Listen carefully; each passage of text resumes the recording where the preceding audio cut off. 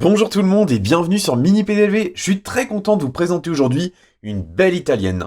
En l'occurrence, c'est une Ferrari SF90 Spider exécutée par Burago à l'échelle 1/18e. Comme d'habitude, cette vidéo se déroule en 3 temps.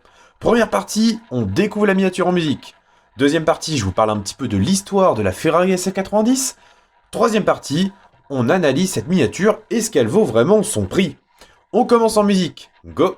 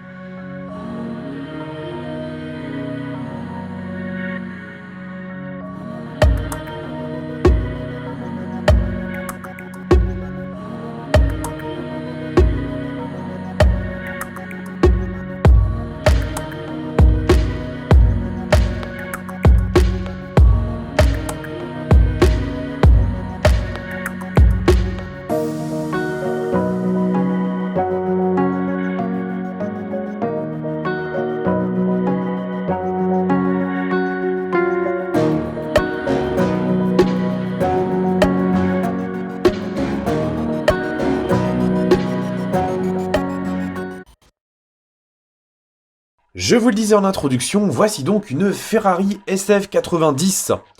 Pardon, je suis imprécis. La SF90, en réalité, c'est ça, une Formule 1. Plus précisément, la Formule 1 que Ferrari, ou plus précisément la Scuderia Ferrari, a engagée en 2019. 2019 toujours, Ferrari a présenté la SF90 Stradale. D'abord sous la forme d'un coupé, en l'occurrence celui-là. C'était en mai 2019 sur le circuit de Fiorano. La marque au cheval cabré voulait marquer les esprits en commercialisant la toute première voiture hybride de son histoire, et plus précisément, c'est une hypercar. Remontons un petit peu le temps, mais pas trop non plus. 1962, Ferrari présente la 250 GTO. Ouais, la mythique 250 GTO, qui aujourd'hui s'arrache à plusieurs dizaines de millions d'euros, si ce n'est pas davantage. Elle était remplacée en 1984 par la 288 GTO, un peu plus populaire, mais toujours très recherchée de nos jours. Mais c'est rien par rapport à la F40 de 1987. Elle, c'est une vraie icône et je pense qu'on aimerait tous l'avoir dans notre garage. 95, c'est la F50 qui entre en scène avec une ligne époustouflante et elle est remplacée en 2002 par l'Enzo. Ouais, du nom du créateur de la marque, c'est quand même un superbe hommage. Elle est remplacée elle-même par la LaFerrari en 2013. La LaFerrari qui était une voiture qui alliait moteur thermique et électrique, mais c'était pas vraiment une hybride à proprement parler. La partie électrique apportait un boost et c'est à peu près tout. Il a donc fallu attendre 2019 pour que Ferrari présente la SF90 Stradale, un modèle qui est vraiment unique et qui s'inscrit donc dans une lignée prestigieuse d'hypercars, c'est-à-dire des supercars mais en encore plus abouti. Ce modèle-là, il a donc clairement marqué les esprits, d'autant plus qu'il passait à un cap symbolique, celui des 1000 chevaux. En effet, la SF90 présentait une puissance totale cumulée de 1000 chevaux. Plus précisément, à l'arrière, on a un moteur thermique, en l'occurrence un bon gros V8 de 4 litres de cylindrée et qui développe 780 chevaux. À l'arrière également, on trouve un moteur électrique de 204 chevaux et à l'avant, sur chacune des roues, on trouve un moteur électrique de 135 chevaux. Alors vous me direz, si on fait le calcul, on est à plus de 1000 chevaux. Seulement, la puissance cumulée, c'est la puissance cumulée maximale pour chaque type d'énergie. Et donc, forcément, le régime moteur maximal n'est pas exploité en même temps. Ce qui fait que la puissance totale cumulée et utilisable, c'est 1000 chevaux. Ce qui est déjà pas mal du tout. La SF90 Stradale, et plus précisément la Spider qui est sortie un an plus tard, en 2020, c'est une voiture assez incroyable à tous les niveaux. Elle a un tout nouveau châssis, une base technique qui est entièrement nouvelle et elle a un design qui est quand même assez iconique et résolument moderne. Elle s'inspire notamment de quelques one-off, c'est-à-dire des exemplaires uniques qui ont été réalisés pour des clients très fortunés de la marque, et notamment le modèle SP38 que voici. On voit clairement quelques liens de parenté avec la SF90 et il faut bien reconnaître quand même que ce modèle-là, il a quand même un style assez incroyable. C'est vraiment une voiture somptueuse, joliment dessinée avec un avant très proéminent, une ligne de caisse qui est très aérienne avec une des courbures très généreuses, un arrière qui est ultra moderne et très bien dessiné. Non, vraiment, cette voiture-là, elle est assez fascinante. La version Spider, justement, elle a donc été présentée fin 2020. Globalement, elle reprend les lignes de la version coupée Stradale, mais elle s'en distingue donc par le fait que c'est une découvrable. Elle dispose d'ailleurs d'un toit électrique rétractable. C'est quand même relativement sympa de pouvoir conduire, ou plutôt piloter les cheveux au vent, même si il faut accepter un surpoids de 100 kg. Voilà donc ce que je pouvais vous dire un petit peu sur la SF90. On est donc clairement sur une Ferrari de prestige, encore plus prestigieux que les autres modèles. C'est vraiment une voiture qui se destine aux clients les plus fortunés et aux plus passionnés, parce que clairement le modèle coûte une blinde. Voilà donc ce que je pouvais vous dire. Maintenant on va passer à la présentation de la miniature. Burago, c'est donc le premier fabricant mainstream à proposer la SF90 à l'échelle 1/18e. Burago, j'en parle de temps en temps, mais pas encore assez à mon goût. C'est un fabricant plutôt d'entrée de gamme, qui se positionne un petit peu dans le même état d'esprit que Solido, au niveau de l'approche générale, et qui propose donc une gamme à plusieurs paliers. Pour la SF90, on a des modèles de la gamme Race and Play, qui est plutôt l'offre classique, et on a des modèles Signature Series, qui eux sont un petit peu plus aboutis, avec une finition un peu plus poussée par endroits. Ici, on est sur la SF90 Spider jaune, pour laquelle j'ai eu un vrai coup de cœur, et c'est un modèle qui appartient à la gamme Race and Play. Donc concrètement, c'est plutôt une Burago d'entrée de gamme. Mais ne quitte pas cette vidéo tout de suite, si je te présente cette miniature-là, c'est parce qu'elle a un intérêt qui est réel. Et justement, tout ça, je vais te le présenter un petit peu par l'intermédiaire de mon smartphone. On va faire un tour complet de la miniature et on va la décortiquer dans ses moindres détails. Alors déjà, commençons par l'avant. Donc je l'évoquais, Burago, c'est un constructeur de voitures miniatures plutôt d'entrée de gamme. Mais ce qu'on remarque tout de suite, c'est déjà qu'on a une très belle peinture. Donc on est sur le jaune Ferrari, le Giallo Maranello, si je dis pas de bêtises, qui est vraiment très très joli. On a un brillant qui est intense et vraiment, moi cette couleur-là, j'ai vraiment craqué. Alors bien sûr, oui, j'aurais préféré que cette miniature-là sorte dans la gamme signature, mais ça n'a pas été le cas. Dans la gamme signature, de mémoire, c'était un modèle rouge avec l'intérieur crème, qui est également craquante, mais elle n'avait pas ce jaune superbe. Bon, au niveau de l'avant, Burago, on est sur des modèles plutôt d'entrée de gamme et ça se ressent. Alors à l'image, on ne le voit pas spécifiquement, mais on est sur une grille en plastique qui n'est pas ajourée. C'est simplement une texture assez fine. Bon, c'est pas exceptionnel, mais ça fait globalement le travail. Je rappelle qu'on est sur une miniature à petit prix qui est vendue autour des 50 €, donc on peut pas s'attendre à des miracles. D'autant plus qu'il y a une licence Ferrari, donc on peut imaginer que Burago a dû s'acquitter de ça en plus, ce qui réduit d'autant le champ de manœuvre. Alors, au niveau des lignes générales, eh ben, c'est très bon. Burago, je trouve que là-dessus, ils ont énormément progressé. On est sur des modèles qui présentent bien, qui ont des lignes bien retranscrites. Et là, pour le coup, je trouve que c'est vraiment très très bien. Au niveau de l'avant, on a donc ces phares en C, avec une signature en C. Bon, c'est pas exceptionnel, il n'y a pas beaucoup de détails dans l'optique, mais globalement, ça fait plutôt pas mal le travail. Le logo Ferrari est bien appliqué. On a quelques petites marques dans le bouclier, ça c'est un petit peu dommage. On a une texture carbone qui est rapportée ici. Globalement, c'est plutôt bon. Au niveau du capot, donc c'est le capot qui fait office de coffre, hein, bien sûr. On est donc sur des lignes assez techniques et on a des écopes qui ont été rapportées, qui sont de simples pièces en plastique. C'est pas réellement ajouré, mais ça rend quand même plutôt pas mal. Si on passe sur le côté, j'allais oublier cet aspect-là. On a également une lame avant, façon carbone, qui a été rapportée. Alors, ce qui est plutôt sympa, c'est que le rendu du carbone, et ben malgré tout, il est vraiment pas mal. C'est une bonne surprise. Par contre, ce qui est une moins bonne surprise, c'est ces raccords qui sont malheureusement assez grossiers et plutôt ratés. Bien sûr, c'est probablement spécifique à mon exemplaire. D'ailleurs, je l'ai tout juste sorti de la boîte. Mais on voit que de l'autre côté, ben, malheureusement, c'est aussi le cas. Alors, est-ce qu'on peut en vouloir à Burago ? À vrai dire, ils ont des compromis à faire et un budget à tenir. Donc, eux, ils ont fait un compromis là-dessus en portant un petit peu moins de rigueur à certains ajustements. Malgré tout, ça n'enlève en rien au fait que la miniature présente vraiment quand même superbement bien. D'ailleurs, pour que je fasse un achat d'impulsion pour une Burago, c'est qu'elle mérite certainement qu'on s'intéresse à elle. Bon, au niveau du pare-choc avant, donc il est plutôt pas mal dans son ensemble. Alors, la peinture elle est vraiment magnifique. Elle ressort encore mieux à l'image qu'en réalité. Parce qu'en réalité, elle tire légèrement vers le vert. Il y a une pointe de vert dedans. Qu'à l'image, on voit vraiment un jaune intense. Et ça, c'est vraiment superbe. On a également une partie là qui était peinte en noir. Mais on peut voir également qu'il y a un petit défaut d'ajustement. Mais à côté de ces points négatifs là, on a des jantes qui sont très belles. Alors malheureusement, on a des jantes noires. Et on a des étriers qui sont noirs également. Mais malgré cette configuration un peu terne au niveau des roues, l'ensemble est plutôt bien rapporté. On a des disques de frein qui tournent en même temps que la jante. On a des étriers qui sont texturés. Le cheval cabré qui apparaît au centre. Les cachets-coups qui sont pas mal aussi. Le dessin des jantes, il est classique, mais il fonctionne bien aussi. Non, vraiment, c'est plutôt une bonne surprise à ce niveau-là.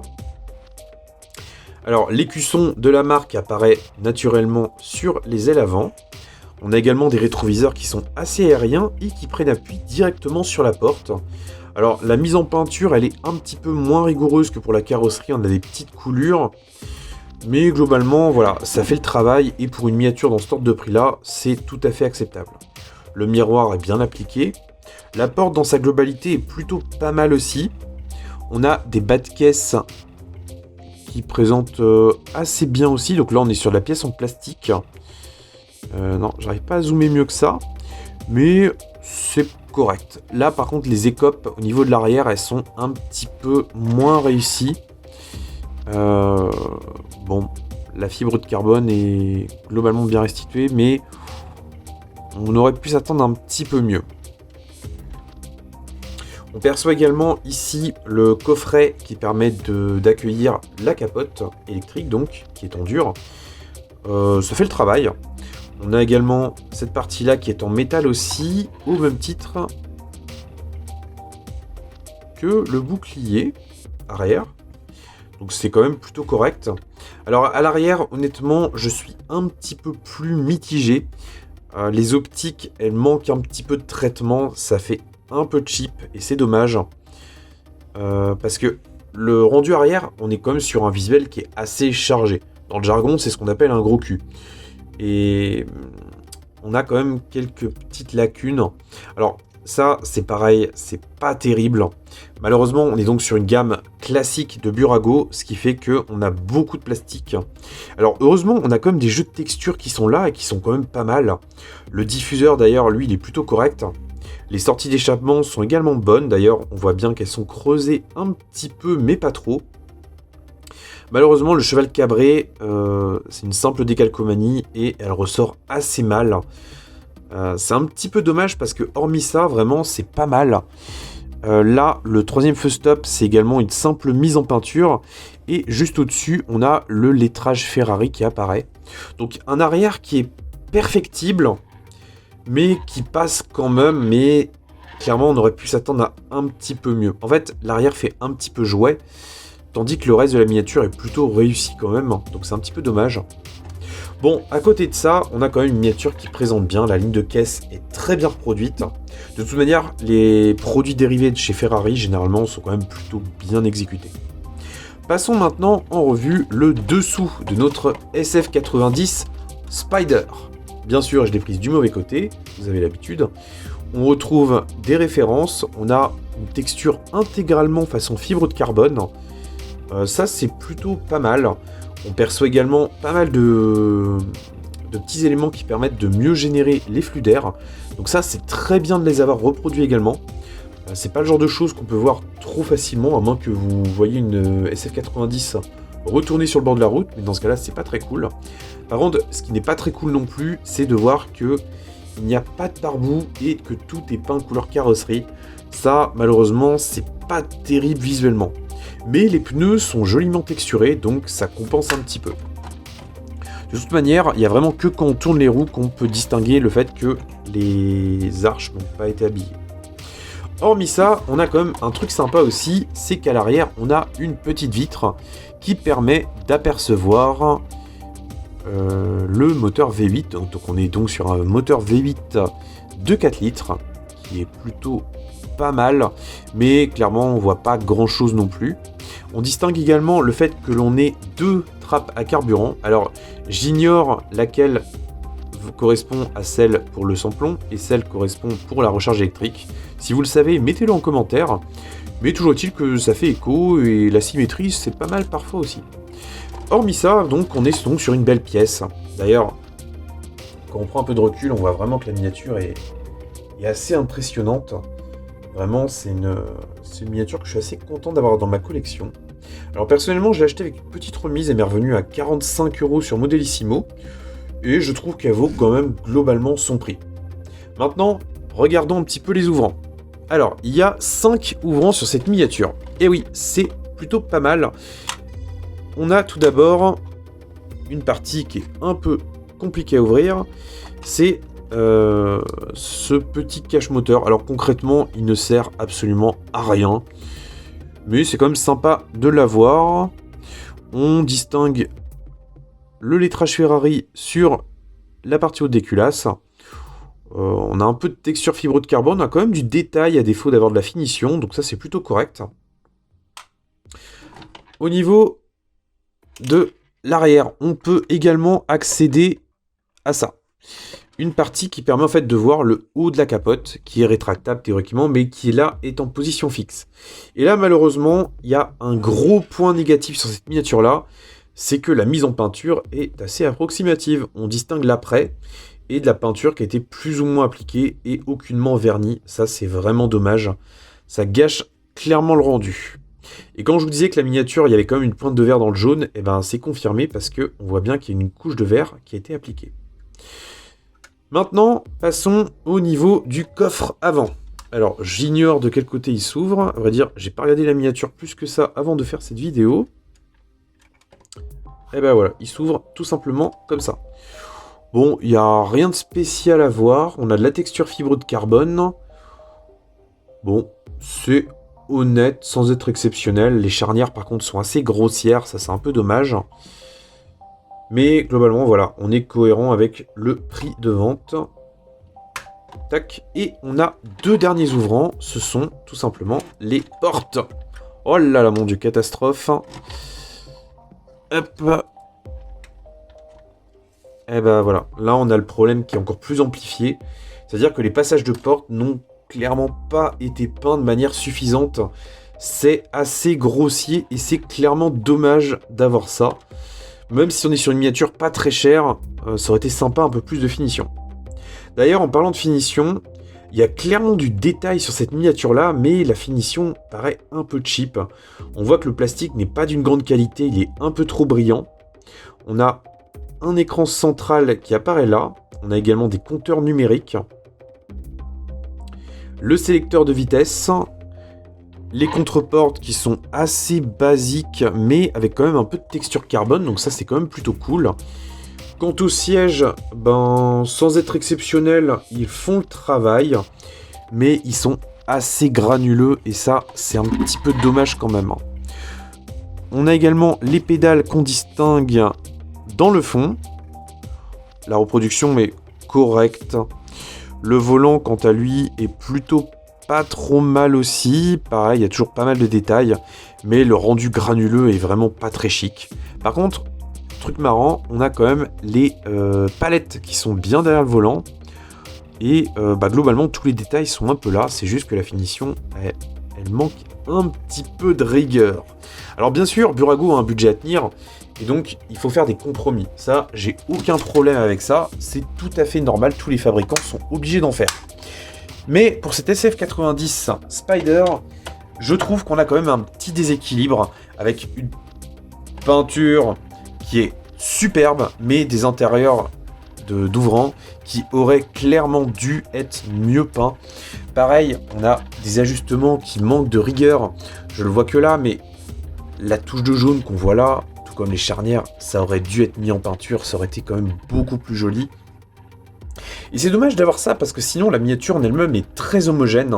D'ailleurs pour le coup ça me donne quand même plutôt envie de tester la SF90 Stradale ou Spider, qu'importe, en version Signature Series de Burago pour voir les améliorations et voir si les quelques petits défauts que je relève sur cette miniature-là sont bien présents également sur la série.